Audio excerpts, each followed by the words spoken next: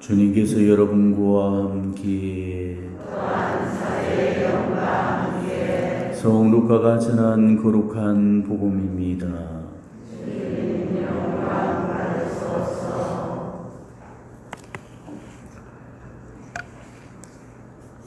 그 무렵 마리아는 길을 떠나 서둘러 유다 산악 지방에 있는 한 고을로 갔다. 그리고 저카리아의 집에 들어가 엘리사벳에게 인사하였다. 엘리사벳이 마리아의 인사말을 들을 때 그의 태 안에서 아기가 뛰놀았다. 엘리사벳은 성령으로 가득 차 큰 소리로 외쳤다. 당신은 여인들 가운데서 가장 복되시며 당신 태중의 아기도 복되십니다. 내 주님의 어머니께서 저에게 오시다니 어찌 된 일입니까? 보십시오. 당신의 인사말 소리가 저 귀에 들리자 저의 태 안에서 아기가 즐거워 뛰놀았습니다. 행복하십니다. 주님께서 하신 말씀이 이루어지리라고 믿으신 분. 그러자 마리아가 말하였다. 내 영혼이 주님을 찬송하고 내 마음이 나의 구원자 하나님 안에서 기뻐 뛰니 그분께서 당신 종의 비천함을 굽어보셨기 때문입니다. 이제부터 과연 모든 세대가 나를 행복하다 하리니 전능하신 분께서 나에게 큰일을 하셨기 때문입니다. 그분의 이름은 거룩하고 그분의 자비는 대대로 당신을 경외하는 이들에게 미칩니다. 그분께서는 당신 발로 권능을 떨치시어 마음속 생각이 교만한 자들을 흩으셨습니다. 통치자들을 왕좌에서 끌어내리시고 비천한 이들을 들어높이셨으며 굶주린 이들을 좋은 것으로 배불리시고 부유한 자들을 빈손으로 내치셨습니다.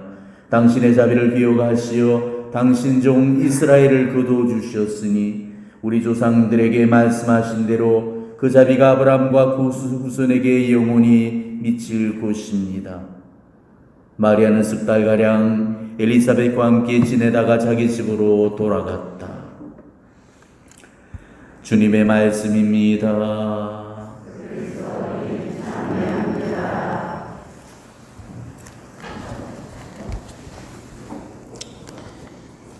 오늘은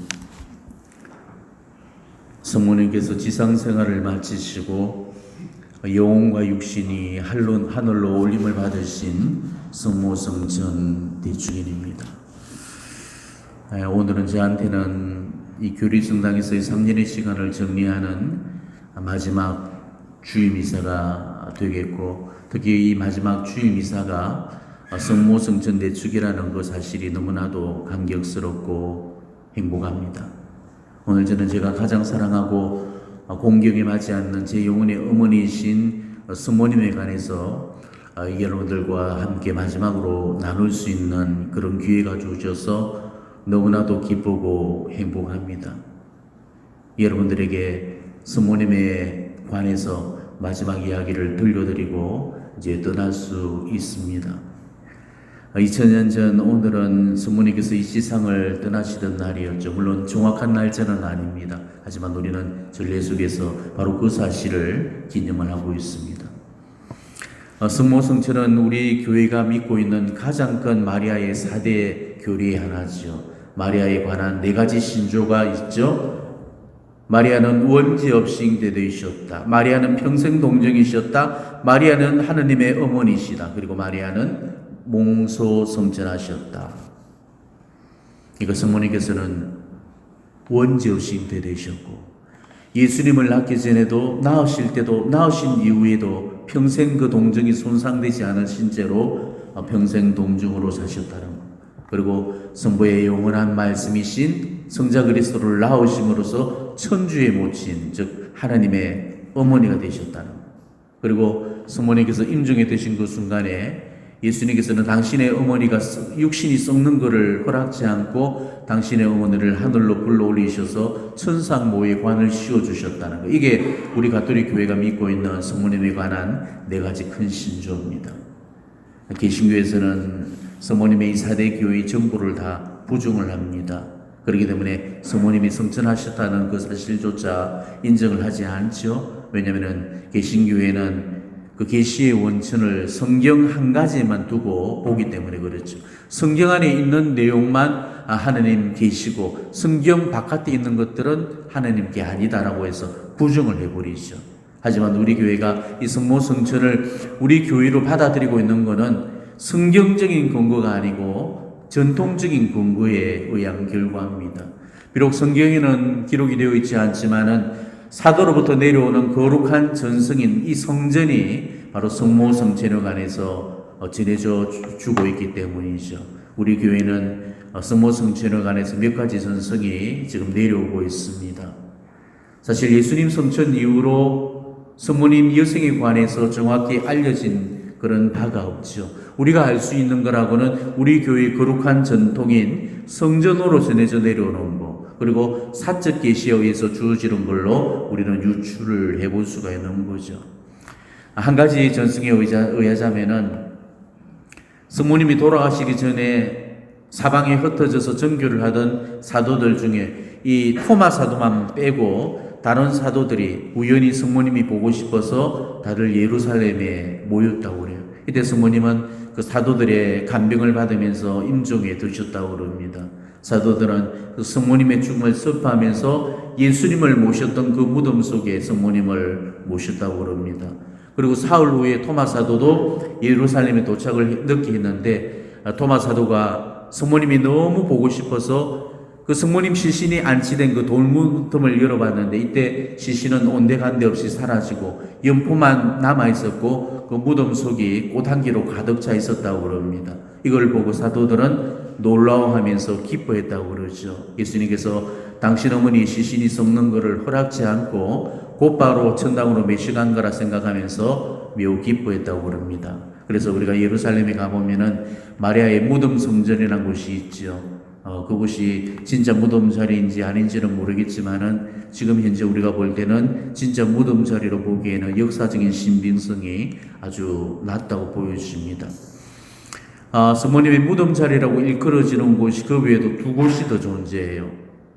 그러니까 아까 방금 이야기했던 예루살렘의 한 곳, 그리고 터키 에베소에 두 곳이 있습니다. 한 것은 에베소 공의회가 열렸던 성모 성당 자리라는 거고, 또 한 곳은 지금도 순례가 끊이지 않고 있는 성모 마리아의 집터입니다.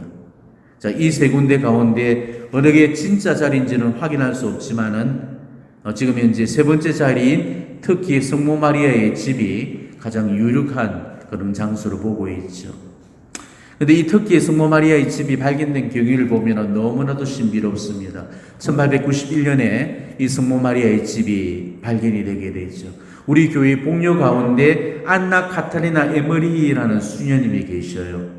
독일 아우구스티누스 수도의 소속 수녀님이신데 1824년에 선종을 하십니다. 생애 마지막 12년 동안에 전신마비로 누워 계시면서 오상을 받으셨고 12년 동안 아무것도 들지 않고 성체만 먹고 그렇게 사셨다고 전해지고 있죠. 사라 성전의 수많은 환시를 보시고 그 환시를 기록을 하시게 됩니다. 우리가 패션 오브 크라이스트, 그리스도의 순환이라는 영화 보셨죠? 그 영화를 지었던 그 원저서가 바로 이 수녀님이 쓰셨던 환시의 내용을 그대로 읽고 영화화한 거죠. 그러니까 가장 예수님의 그 순환을 리얼하게 보여주고 있는, 인간의 상상이 아닌 실제로 환시에 의해서 보여진 그 영화가 바로 그리스도의 순환이라는 영화예요. 이 수녀님이 환시를 보았던 그런 내용을 기록한 책들 중에 동정 마리아의 시생애라는 그 책이 있어요. 근데 그 책에는 그 에머리 수녀님이 환시로 봤던 성모 마리아의 집, 그리고 그 주변 환경에 대해서 아주 상세하게 묘사가 되어 있거든요. 근데 이 책을 구해서 읽었던 한 신부가 1891년에 에페소로 가서 그 주변을 탐사를 하게 됩니다. 그리고 그 책에 기록된 그 장소와 정확하게 일치하는 그 집과 풍경을 발견을 하게 되는 거죠. 근데 놀랍게도 그곳에 가서 보니까 실제로 그곳에 사는 무슬림들이 대대로 그 집을 마리아의 집으로 불러왔다는 거죠. 그리고 그 바로 옆에 있는 그 집터에 있는 우물도 마리아의 우물로 지금도 불려지고 있다는 겁니다. 그때까지도 여기저기에 성모 마리아에 관한 흔적이 남아있었던 거죠. 그래서 그곳이 바로 성모님께서 사신 집이라는 사실이 밝혀지게 됩니다. 그리고 그 이후로 교황 요한 23세, 또 바오로 6세, 요한 바오로 2세, 베네딕토 16세까지 바로 그곳을 성지로 지정을 해서 순례를 허용하시고 당신도 친히 그 순례지를 다녀가시기도 했습니다. 그리고 그 이후로 세계 각지에서 순례객의 참배가 끊이지를 않고 있어요. 가톨릭 신자뿐만 아니고 무슬림까지도 성모님을 예언자 예수님의 어머니로 지극히 공경을 하고 있거든요. 그래서 이곳 순례지에 가톨릭 신자뿐만 아니고 무슬림까지도 같이 모여서 공경을 드리고 있다고 그러죠. 그래서 지금은 이곳이 바로 성모님께서 사시다가 죽으시고 부활 성천하신 곳이라고 그렇게 정설로 믿고 있습니다. 근데 놀랍게도 예수 그리스도의 그 생애를 환시로 담았던 마리아 발도로타에 의해서 게시되어진 제가 여러분들에게 간간히 전해드렸던 하느님이시오 사람이신 그리스도의 시라는 그 책을 읽어보게 되면은 성모님이 실제로 요한 사도와 에베소에 사시다가 거기서 죽으시고 성천하신 걸로 기록이 되어 있습니다. 실제로 예수님 이후에 헤로데에 의해서 그리스도교 박해가 일어나게 되죠. 그리고 요한의 형님인 대야고보가 헤로데의 손에 의해서 처참하게 최초로 사도들 중에 제일 먼저 죽게 됩니다.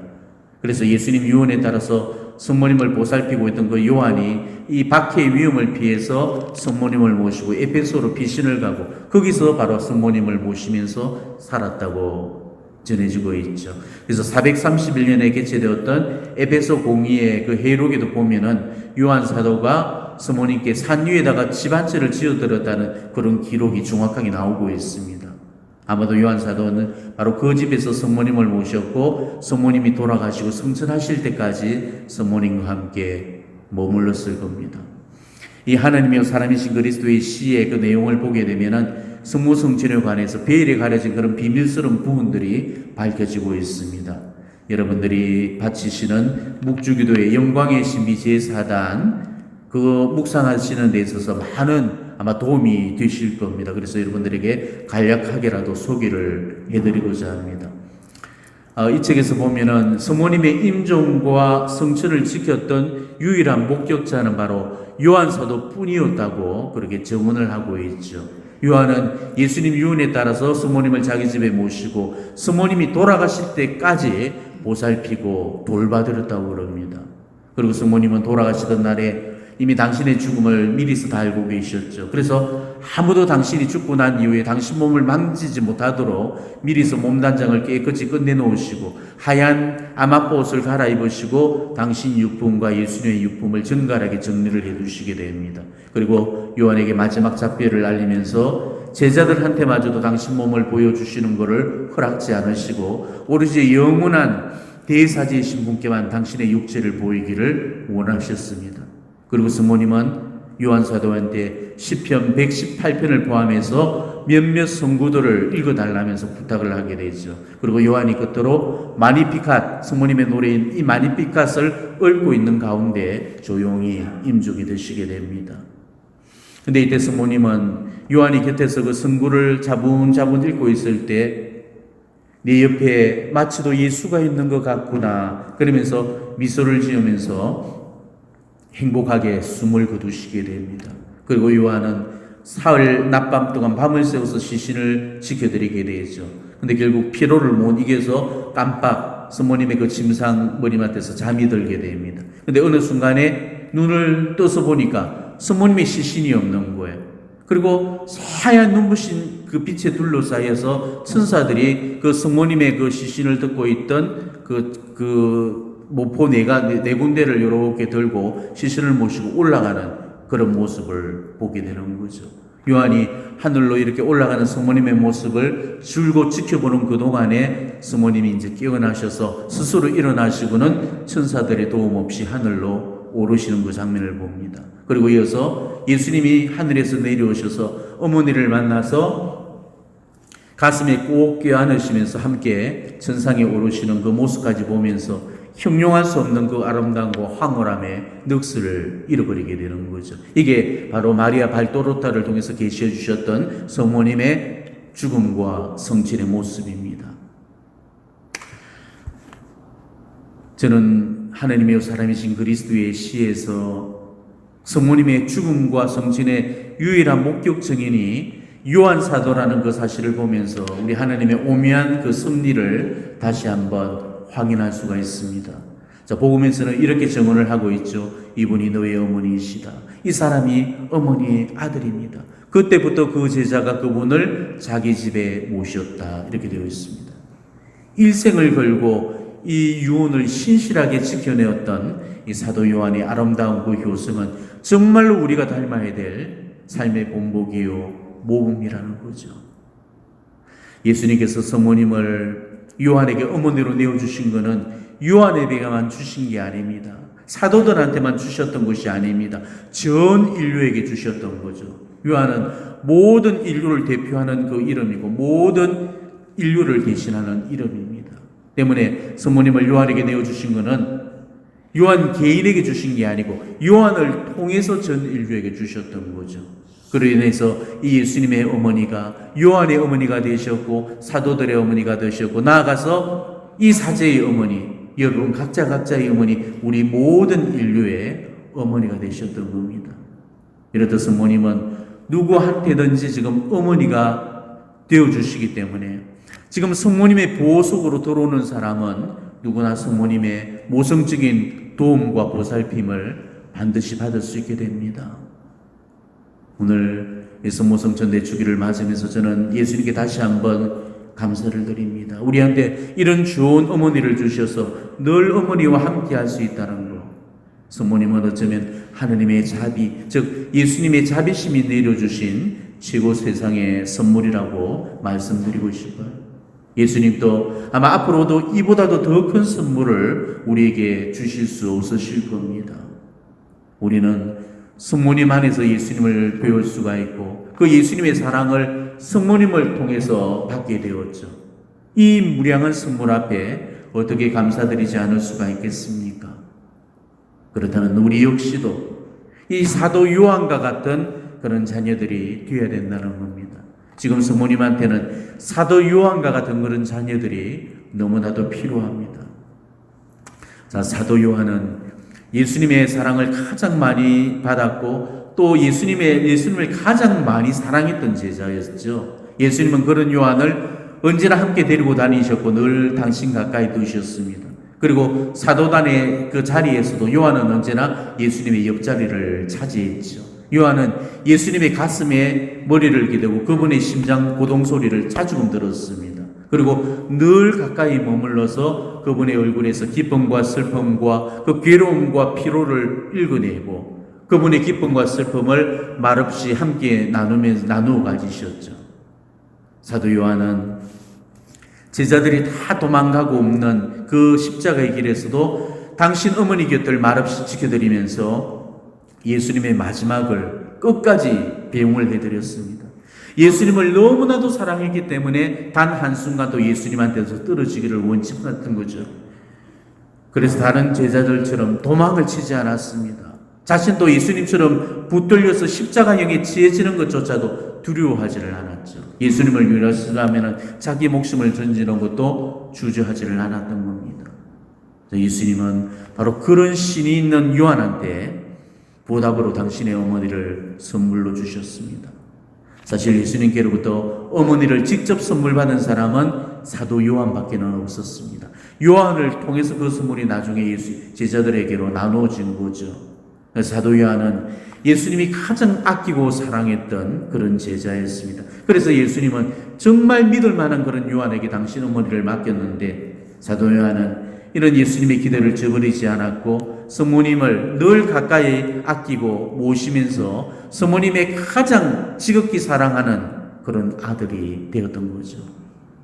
요한은 예수님의 선물을 평생 은혜와 감사로 받들었습니다. 그래서 자신이 할 수 있는 최고 최상의 그런 공경으로 어머니를 극진히 섬겨드렸습니다. 그로 인해서 성모님은 예수님이 가고 없는 그 쓸쓸하고 외로운 빈 공백을 사도 요한을 통해서 채울 수가 있었던 거죠. 하느님이요 사람인 그리스도의 시에 나오는 그 마지막 장면에서 저는 이 장면이 가장 큰 감동으로 다가옵니다. 성모님이 이성을 떠나실 때가 되었을 때 요한에게 감사함을 담아서 아까 이렇게 말씀했다고 그랬죠. 내 곁에 곧 예수가 있는 것 같구나. 성모님은 요한한테서 예수님을 느꼈던 거예요. 이 얼마나 놀라운 일입니까? 그만큼 지금 요한이 많이 변화가 되었다는 소리예요. 성모님 곁에 함께했던 그 세월 동안에 천둥의 아들이라고 예수님이 그러면서 보아게르네스, 불같은 성격의 그런 소유자, 바로 그 요한이 어느덧 성모님과 함께하면서 예수님처럼 겸손하고 온유한 그런 성품으로 변화가 되었다는 거죠. 그래서 성모님은 그런 요한을 보면서 마치도 예수님이 내 곁에 있는 것처럼 그렇게 느끼셨던 겁니다.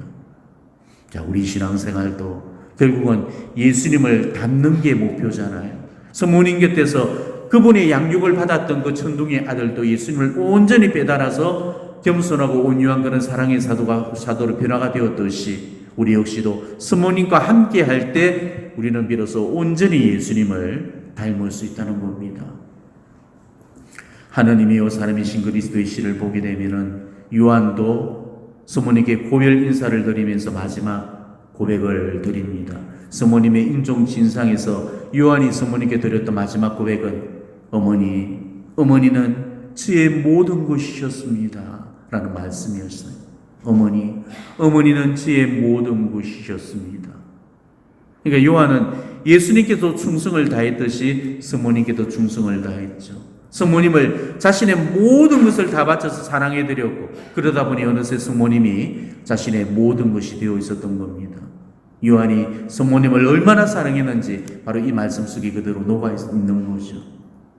성모님은 마지막 떠나시면서 그런 요한에게 선물 한 가지를 주셨던 겁니다. 마치 예수님이 십자가상에서 요한에게 어머니를 선물해 주신 것 같이 성모님도 요한에게 일생을 당신을 섬겨줬던 그 보답으로 마지막 선물을 마련해 주셨죠. 그는 바로 당신의 인종을 지킬 수 있고 당신의 성천의 영광을 볼 수 있도록 허락해 주셨다는 겁니다. 그래서 요한은 이 성모님의 성천을 지켜봤던 유일한 제자가 되었던 거죠. 오늘 예수님 그 성모님과 요한이 했던 마지막 고백을 우리는 잘 명심하셔야 됩니다. 내 곁에 꼭 예수가 있는 것 같구나. 이 말씀이 정말 우리가 성모님께로부터 들어야 될 말씀입니다. 어머니는 주의 모든 것이셨습니다. 이 말씀이 우리가 성모님께 고백해야 될 마지막 말씀이 되어야 된다는 거죠. 우리 역시도 사도 요한을 닮아서 이 마리아의 길로 나아가야 됩니다. 나도 성모님을 진짜 어머니로 느껴야 되고 성모님도 나를 예수님처럼 느낄 수 있도록 살아져야 된다는 거죠. 성모님께 어머니가 되어주시라고만 할 것이 아니고 내가 먼저 성모님이 나를 아들, 딸들로 느낄 수 있도록 그렇게 효성스러운 자녀들이 되어드려야 되는 겁니다. 요한이라는 이 이름은 성모님이 너무나도 사랑하시는 이름입니다. 성모님이 당신 아드님 다음으로 믿었던 이름이 요한이라는 이름이에요. 지금 성모님은 우리한테도 작은 요한들이 되어주실 것을 요구하십니다. 우리들이 작은 요한이 되어서 더욱더 성모님을 극진히 섬겨드릴 수 있어야 됩니다. 언젠가는 우리도 이 성모님을 성실하게 섬겨드린 데 대한 그런 보답을 반드시 성천의 영광으로 보상받을 날이 오게 될 겁니다. 그날에는 예수님만 마중 나오시는 게 아니고 성모님께도 함께 성모님도 마중 나와 주실 겁니다. 그래서 한 손은 예수님의 손을 잡고 한 손은 성모님의 손을 잡고 가장 행복하게 천국에 입성을 하게 될 겁니다. 마리아의 사도직인 다락방 그 체나콜로를 하는 우리 사제들은 그 기도 모임 끝에 이 노래를 성모님께 바쳐드리고 있습니다. 저는 오늘 이 노래를 여러분들에게 한 절만 불러드리면서 3년간의 제 강론을 맺을까 합니다. 이 노래 속에 성모님을 붙들어야 될 분명한 그런 이유가 제시되어 있습니다. 한번 들어보시면서 그 이유를 깨달으시길 바랍니다. 이 세상 우리의 삶이 끝나는 날, 이 세상 우리의 삶이 끝나는 날, 지체 마옵시고 우리에게 오시어 인도해 주소서 천국으로. 지체 마옵시고 우리에게 오시어 인도해 주소서 천국으로. 성모님을 가장 사랑하셨던 비에텔레치나의 비오신부님의 마지막 유언은 하늘의 복되신 어머니를 사랑하십시오. 어머니께서 사랑받고 공경받으시도록 전력을 다하십시오. 이게 성모님을 사랑했던 한사제의 마지막 유언이었습니다. 성모성천 대축일 이 어머니의 성천을 우리가 기념하는 날, 우리 역시도 이 성천의 소망을 두면서 언젠가 우리도 성모님처럼 성천하리라 믿고 오늘 성모님께서 오르신 그 천국을 갈망하면서 우리가 하루하루 정말 열심히 살아나가는 그런 여러분이 되시기를 진심으로 축원합니다. 아멘.